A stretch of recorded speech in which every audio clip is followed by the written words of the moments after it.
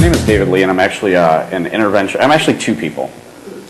On the one hand, I'm a certified addictions counselor. I've developed programs as a program director, intervention specialist. I'm the founder of an intervention company. That's this guy, the rational, understand everything there is about addiction guy. And then there's this guy, and this guy to my left was a drug addict. My brother that came out, my brother Kevin, that came out, he helped to found the company with me. There was a time that he walked into my apartment and saw me on the floor, knew in his heart that I was dead, and he said to himself, "Thank God it's finally over." There was a time 2 years before then that after his wedding, where I was the best man, I gave this great speech, and then I promptly stole all his wedding money. And he looked me in the eye and he said that he didn't care if I lived or died. There's that guy. And that guy's the drug addict, the emotion. So I'm going to try and explain things from both sides. And I think that's important. You guys know what an intervention is? Anybody? Okay. Intervention really is when an outside source comes in and you take an individual that's engaged in unhealthy behaviors, an outside source comes in and influences that person and changes their direction so that they get into healthy actions or behaviors.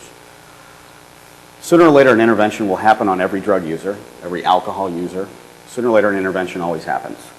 Whether they wreck their car, whether they get arrested, or whether you find them dead on the bathroom floor, as has happened with families that we've talked to. Sooner or later, everybody quits. I am one of the fortunate ones. About 90% of people that have interventions done, whether it's just a general standard, about 90% of the people that do interventions, or I'm sorry, have interventions done, do go to treatment. 10% of the families that we speak to that have the desire, the need, the means, only 10% will agree to do an intervention. Which means that it is easier to take an unwilling, defiant, angry, I don't have a problem guy and convince him to willingly enter treatment than it is to take a caring, loving, worried family that wants to save his life. It's harder to convince them to let us do it. And I guess the question is why? The stories that I told you about my brother, my family waited to do an intervention on me. And there were a lot of warning signs. So many warning signs that any family that knew me and knew my family would say, well, I wouldn't tolerate that. I would have thrown him out. I would never have put up with the things that you did in your family. And the thing is yes, you would. It didn't happen overnight. You know, I guess I like to reframe it for families because everybody focuses on the drugs.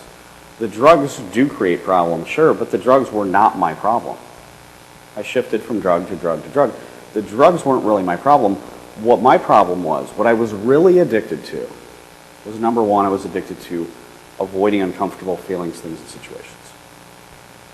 If you tried to talk to me about my problem, I could shift the blame instantly in such a way that you would believe me. If you tried to make me feel uncomfortable in any way, I could play the victim. If my mother, tried to confront me, I could flip it on her and make her feel guilty. I didn't intentionally do these things, I instinctively did it. I became very, very good at making an uncomfortable confrontation or situation go away. If I had homework or I had bills in front of me, which is uncomfortable, I would put them in the I'll deal with them tomorrow pile. I didn't rationally know that I am avoiding an uncomfortable thing. I began to learn tricks that would work. Drugs were one of many things that I would do. And what was my problem? Number one, I was addicted to avoiding uncomfortable feelings, things, and situations. Second thing I was addicted to was pleasure. Seeking pleasure, whether it was drugs, whether it was sex, whether it was this.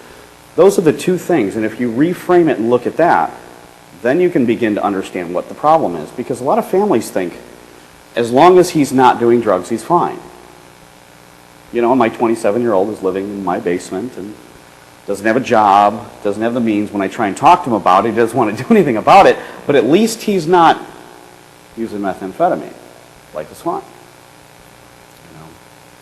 The problem is, if you define the problem as drugs and drugs alone, you will be stuck like my family was. So I wasn't a daily drug user, I was a binger, which means that I could go for days, sometimes weeks, without a drug. But when I would binge for 3 days. I would steal my family's car, I would steal their money, I would sell their possessions, and everybody would go up in arms. Oh my goodness, David, we got to do something about David. And then I would come back, and I would make one little change. I wouldn't use for a day. I'd go to church. I'd get a job. All they wanted more than anything was to believe that I was heading in the right direction, that they would back off. I would go up a little bit, and then I'd travel downwards. Up a little bit, downwards. And that's how you end up, after 15 years of addiction, stealing your brother's wedding money and having him not do anything about it. My family was stuck between hope and fear with me. My family did not stand a chance against a guy like me. And the reason they didn't stand a chance with a guy like me is because they loved me. They cared. They did not want to hurt me. And what was I about? I was about every single moment of my waking life, every single minute, I was about what can I say or do to feel better.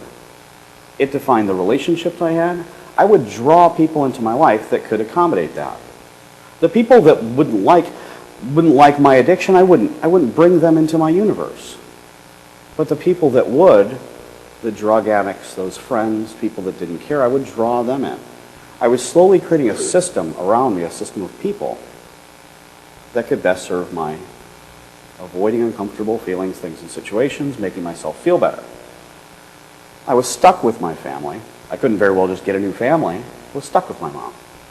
So what did I do? I changed my mother. They didn't stand a chance against me. My mother has what most mothers have, was guilt. The guilt that maybe, just maybe, if she had done a better job, her little son would have never been a drug addict. And because she was haunted by the guilt that it was somehow her fault, she wouldn't punish me. She would absorb the negative consequences that were coming towards me because she felt she deserved it. She wouldn't throw me out. I could change my mother. My mother so desperately wanted to believe that the problem would go away, so I would sell her hope. I'm sorry that I went out last week. I promise that it will never happen again. I give you my word. And when I give you my word, I'm probably telling you the truth, but it doesn't matter. If you put a lie detector on me when I'm selling you the story of hope, it'll say I'm telling you the truth because I believe it. You can drug test me every day. You can hold on to my paycheck. You can hold on to my car keys. Please let me stay at your house just one more night. Don't throw me out. Give me one more shot. She so desperately wanted to believe in the hope that tomorrow would be a better day, she would buy it. I didn't intentionally manipulate her. I instinctively did. I knew the things that would work. Sometimes the sympathy ploy would work. Fine, you don't think I wake up every day and realize what a piece of garbage I am? So you can go ahead and rip on me all you want. I know I'm a failure as a husband. I know I'm a failure as a son. You think I like living at your house? Being a screw up? So go ahead, Mom, rip on me one more time. Because I know I'm a loser. And then my mother would flip. No, you're not. You are worthy. I am a master at manipulating those who love me the most. And the sad part is that I only know that being a professional and looking back through my own life. I didn't realize, see, the thing is that I didn't suffer in my addiction anywhere near as much as my family did. I surrounded myself with a family and friends and loved ones that absorbed the negative consequences of my lifestyle choices. A lot of people hear about a bottom. You got to reach your bottom. Got to reach their bottom. Nobody changes unless they reach their bottom. I was at the bottom. Why didn't I feel it? Because my family felt it for me. My mother was the one that was up all night worried about where I was. Was I? No. She was the one that had to go out in the ghetto and look for her car that I had sold to a drug dealer. But then she got a new one, right? My brother was the one that had to suffer. My family was the one that suffered. When I lost a job, my family felt it, not me. I had a pretty good life. 27, 28 years old, living at Mom's house. My mother had this amazing, she had a magic fridge. It was pretty cool.